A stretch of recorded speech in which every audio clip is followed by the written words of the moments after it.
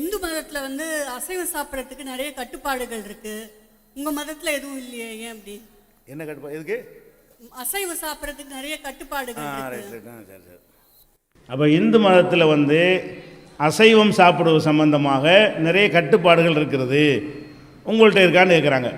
என்ன கட்டுப்பாடுகள் அவங்க சொல்கிறாங்கன்னு கேட்டால், இந்து மதத்தினுடைய சில பிரிவுகள் வந்து அறவே சாப்பிட மாட்டாங்க அசைவம், அது ஒரு கட்டுப்பாடு.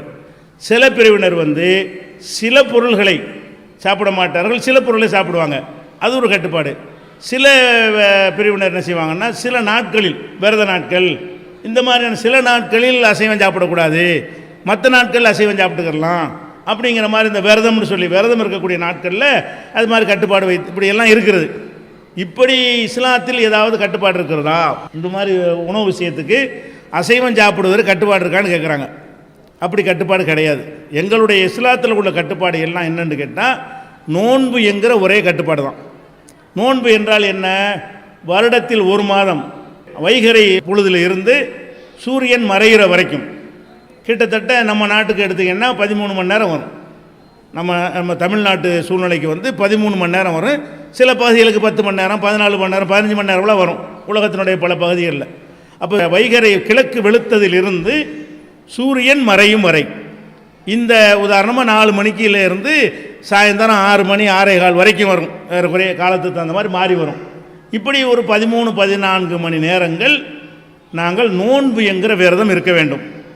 இந்த விரதத்தின் போது சைவம் அசைவம் ரெண்டையும் விட்டுவிட வேண்டும். அசைவத்தை மட்டும் விட சொல்லி எங்கள் மார்க்கம் சொல்லலை, தண்ணீரையும் விட்டுவிட வேண்டும். 4 மணிக்கு அதிகாலை 4 மணிக்கு நாங்கள் நிப்பாட்டினோமே ஆனால் பச்சை தண்ணீர் சாப்பிட மாட்டோம், சைவம் சாப்பிட மாட்டோம், பழச்சாறு சாப்பிட மாட்டோம், மாமிசம் சாப்பிட மாட்டோம். எந்த விதமான உணவையும் நாங்கள் எடுத்துக்கொள்ளாமல் 14 மணி நேரம் முழு பட்டினியாக எந்த ஒரு குளுக்கோஸோடு நாங்கள் ஏற்றிக்கொள்ளக்கூடாது. குளுக்கோஸ் மூலமாக கூட நவீன முறையில் கூட அது மாதிரியாக சத்துக்களை ஏற்றிக்கொள்வது கூட கூடாது. மிட்டாயை கூட சப்பி சாப்பிடக்கூடாது. இந்த மாதிரியாக அனைத்து வகையான உணவுகளையும் ஒரு மாத காலம் கண்டிப்பாக நாங்கள் தவிர்த்து கொள்ள வேண்டும். இது அல்லாமல் சில நாட்களில் வாரத்தில் ஒரு நாள், மாதத்தில் 3 நாள் இப்படி என்று ஆர்வமூட்டி இருக்குது இந்த நோன்புக்காக வேண்டி. இந்த மாதிரியான விரதங்கள் இருக்கே தவிர, இந்த விரதங்கள் எல்லாமே எல்லா உணவையும் கட்டுப்படுத்துகிற வகையில் தான் இருக்கிறது. அசைவத்தை மட்டும் கட்டுப்படுத்தி சைவத்தை மட்டும் சாப்பிடுங்க என்ற வகையில் இஸ்லாத்தில் கட்டுப்பாடு கிடையாது. எதையும் சாப்பிடக்கூடாது என்கிற ஒரு விஷயம் இருக்குது. இதில் நீங்கள் எடுத்துக்கொண்டீர்களேயானால், இந்த நீங்கள் கேட்டதுக்காக வேண்டி எங்கள் மதத்தில் உள்ள இந்த உணவு கட்டுப்பாடு என்ற விஷயத்தை எடுத்துக்கொண்டீர்களேயானால், அறிவியல் பூர்வமாக இந்த விரதம் நாங்கள் நோன்பு என்கிற இந்த விரதம் இருக்கிறோம் இல்லையா, அது அதிகமான நன்மைகளை பெற்றுத்தரக்கூடியது என்று லண்டனில் உள்ள ஆய்வுக் கழகம், அமெரிக்காவில் உள்ள பல்கலைக்கழகங்கள்லாம் ஆய்வு செய்து அந்த ஆய்வறிக்கை வெளியிட்டிருக்கிறார்கள். அதில் என்ன சொல்கிறாங்கன்னு கேட்டால், ஒரு மனிதன் வந்து நீண்ட நேரம் எதுவுமே சாப்பிடாமல் ஒரு பசியாக இருப்பது வந்து உடலில் உள்ள அந்த கெட்ட கொழுப்புகளை எல்லாம் கரைக்கும். இப்போ நம்ம சாப்பிடாமல் இருக்கோன்னு வைங்களேன், சாப்பிடாமல் இருக்கும் பொழுது, எந்த உணவும் சாப்பிடாமல் இருக்கும் பொழுது நம்ம உடலில் ஏற்கனவே நோன்பு வைக்காத காலங்களில் சேர்ந்திருக்கக்கூடிய கொழுப்புகள் எல்லாம் இருக்கும், நச்சு பொருள்கள் எல்லாம் இருக்கும். அவைகளையெல்லாம் சத்துக்களாக எடுத்து உடம்பு பயன்படுத்தி கொள்கிறது.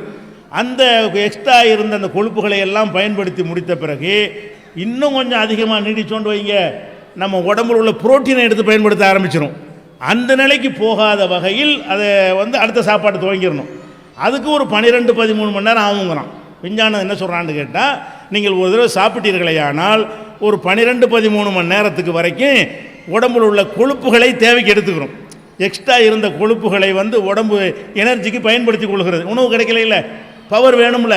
அப்போ சேமித்து வைத்திருக்கக்கூடிய கொழுப்புகளை வந்து உடம்பு பயன்படுத்தும் பொழுது அந்த கொழுப்பெல்லாம் கரையும் பொழுது உடம்பு ஆரோக்கியத்துக்கு வருகிறது. அந்த கொழுப்பு முடிஞ்சிருச்சுன்னு வைங்க, ஒரு 12 ஹவரில் முடிஞ்சு போயிடும்.